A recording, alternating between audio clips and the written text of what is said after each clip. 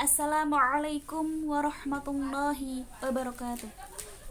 Puji syukur kehadirat Allah Subhanahu wa taala yang telah melimpahkan rahmat, hidayah serta inayahnya kepada kita sehingga dapat berjumpa lagi dengan saya Umi Lailatul Khafifah, mahasiswa Pasca Sarjana YIN Salatiga. Di sini saya akan menyampaikan materi mengenai pemikiran Asghar Ali Engineer mengenai pembebasan dalam Islam. Sebelum kita mengetahui lebih lanjut bagaimana pemikiran beliau, di sini saya akan menyampaikan biografi beliau. Yang pertama yaitu profil. Asghar Ali Engineer dilahirkan dalam lingkungan keluarga ulama ortodoks Bohra, Sulumber, Rajasthan, India pada tanggal 10 Maret tahun 1939. Ayah Asghar bernama Syekh Kurban Husain, seorang penganut kuat paham Syiah Ismailiyah dan berpikiran cukup terbuka untuk berdialog dengan penganut agama lain. Ayahnya juga seorang sarjana Islam terpelajar yang turut membantu pendirian pimpinan ulama Bohra.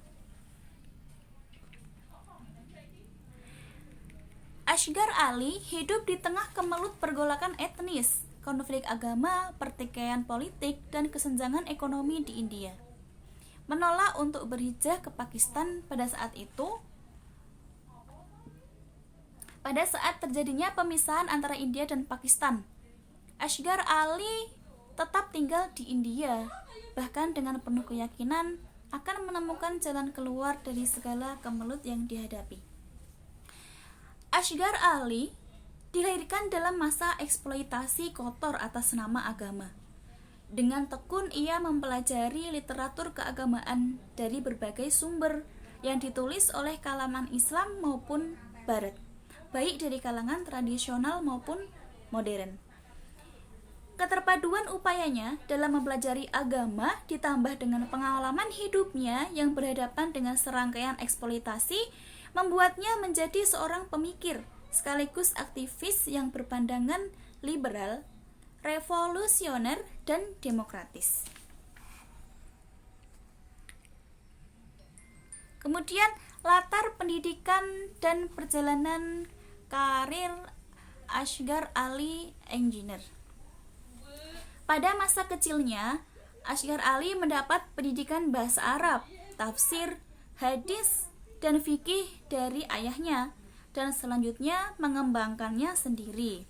Kemudian beliau juga belajar tentang dakwah Fatimiyah melalui Sayyidina Hatim, Sayyidina Qadi Nu'man, Sayyidina Mu'ayyad Shirazi, dan lain-lain. Di samping pendidikan agama, Asghar Ali juga mendapat pendidikan umum. Ayahnya mengirimnya ke sekolah umum dan menyarankan untuk belajar teknik atau kedokteran. Namun, Asghar Ali memilih belajar teknik sipil di Fakultas Teknik di Vikram University, Ujjain, India. Nah, setelah lulus dari Fakultas Teknik, Asghar Ali mengabdikan dirinya pada Bombay Municipal Corporation selama 20 tahun. Kemudian karya-karya yang dihasilkan oleh beliau, di antara karya-karyanya yaitu yang pertama ada Islam and Revolution, kedua ada Islam and its relevance to our of Islam, kemudian The Origin and Development of Islam, kemudian Status of Women in Islam, Islam and Pluralism. Lalu bagaimana sih pemikiran Asghar Ali tentang pembebasan dalam Islam? Yang pertama yaitu mengenai teologi pembebasan bukan suatu teologi status quo. Artinya apa? Teologi pembebasan bukan teologi status quo, apalagi sekedar sebagai pelipu lara. Namun teologi pembebasan adalah teologi jihad.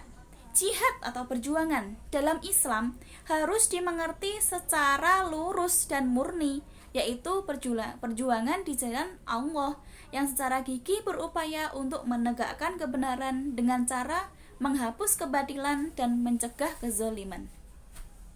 Kemudian teologi pembebasan dilatar belakangi oleh masalah sosioekonomi dan juga membicarakan masalah psikososial.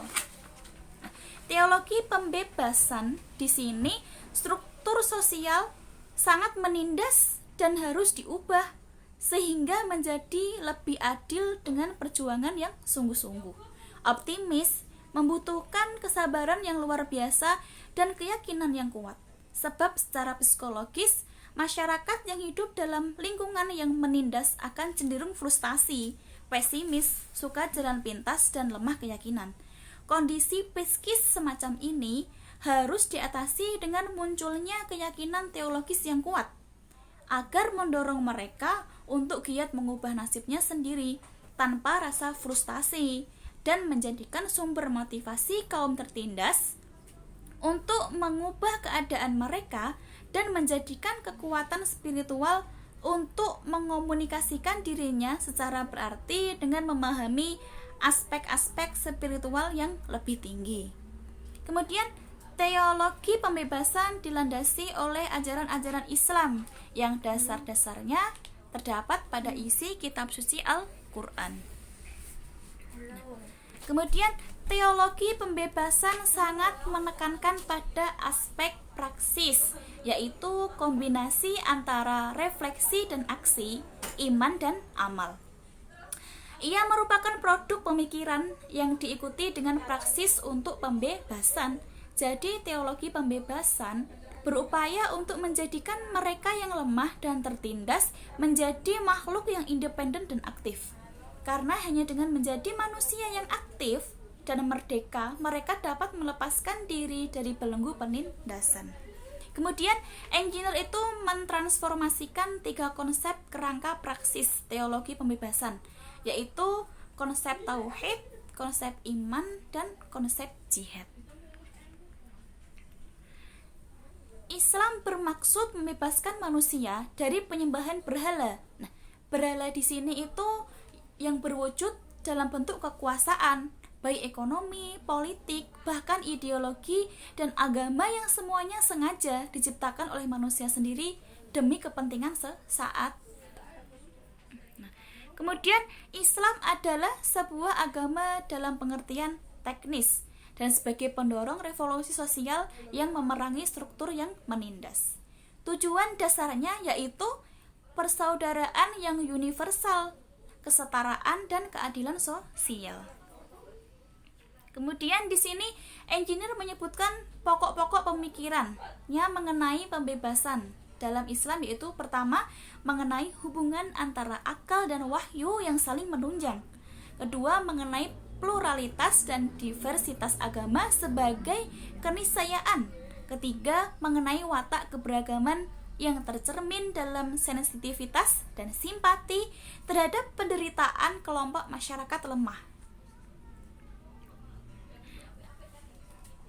Dari pemikiran beliau dapat kita ambil simpulan, yaitu teologi pembebasan yang dipelopori oleh Asghar Ali Engineer ini merupakan usulan kreatif yang mengaitkan antara pentingnya paradigma baru dalam teologi yang memerangi penindasan dalam struktur sosioekonomi.